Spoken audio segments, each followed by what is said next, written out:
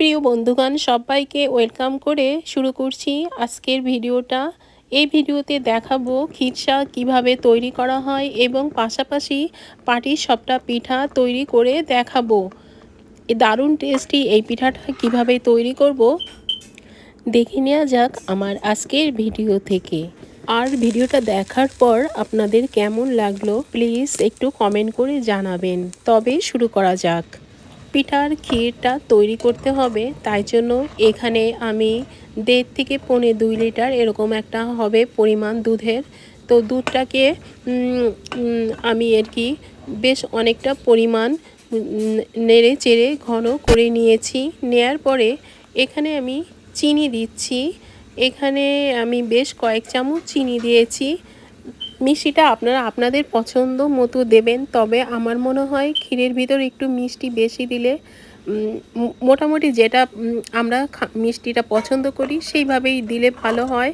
কিন্তু তারপরেও আরেকটা ব্যাপার থাকে, পাটিসাপটা পিঠায় ব্যাটারের থেকে ক্ষীরের ভিতরে একটু মিষ্টি বেশি দিয়ে ব্যাটারের পরিমাণটা একটু কম দিলে ভালো হয় আমার মনে হয়।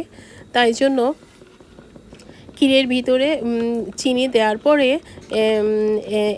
চালের গুঁড়া দিয়েছি 1 চামচ পরিমাণ, আর বাকি লিকুইড দুধ নিয়ে একটু ভালোভাবে বেশ খানিকটা মিক্সড করে দিয়েছি। দিয়ে আমি এই ক্ষীরের ভিতর দিচ্ছি যাতে করে ক্ষীরটা একটু টাইট ভাব থাকে। এবার ওই ক্ষীরের ভিতর দেব ঘিটা দিলে কিন্তু আমার মনে হয় ঘি দেওয়ার কারণে ক্ষীরের টেস্টটা, ক্ষীর তো এমনি টেস্টি, তারপরে আরও টেস্ট বেড়ে যায়। তারপরে ঘিটা দেওয়ার পরে তারপরে ক্ষীরটা পাটিসাপটার ক্ষীরটা তৈরি করলাম। তৈরি করে দেখুন ফ্রেন্ড কেমন হয়েছে দেখতে। এবার আমি পিঠাটা তৈরি করার জন্য এবার যে পাটিসাপটার ব্যাটার তৈরি করব তার জন্য এখানে 1 কাপ পরিমাণ চালের গুঁড়া নিয়েছি, 1/2 কাপ পরিমাণ ময়দা নিয়েছি, আর 1/2 কাপ পরিমাণ ময়দা পরে অ্যাড করব। তবে দুধ দিয়ে প্রথমে একটা মন্ড আকারে খুব শক্ত ধরনের হবে সেভাবে তৈরি করে নেব। একটু চামচ দিয়ে মিশিয়ে দিচ্ছি। মিশিয়ে দেওয়ার পরে এবার আবারও বেশ খানিকটা পরিমাণ পাশে দুধটা দেব, দিয়ে হাত দিয়ে মেখে নেব।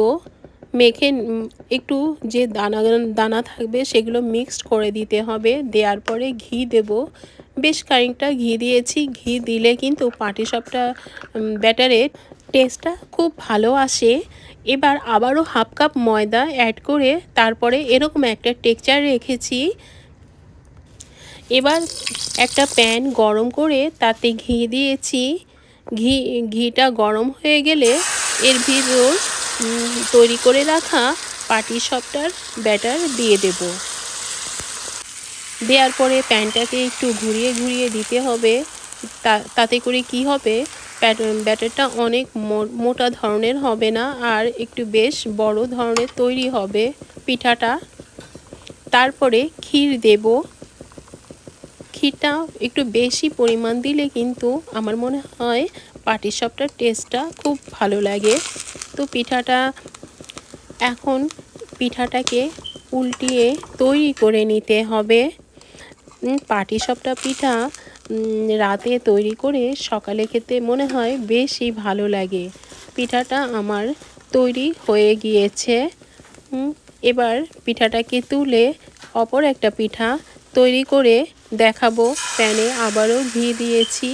দেওয়ার পরে আবার ব্যাটার দিয়ে পিঠাটাকে একটু ঘুরিয়ে নিচ্ছি।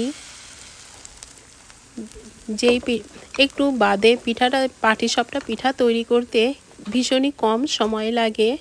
তারপরে এর ভিতর ক্ষীর দিয়ে দেব। এরপরে ক্ষীরটা দিচ্ছি, আপনাদের ইচ্ছা মতো আপনারা ক্ষীরটা দেবেন। এবার পিঠাটাকে উল্টিয়ে আরেকটা পিঠা আমি তৈরি করে নিলাম। প্রিয় দর্শক বন্ধু, পিঠার এই রেসিপিটা আপনাদের কেমন লাগলো জানাবেন। ভালো লাগলে লাইক করবেন বা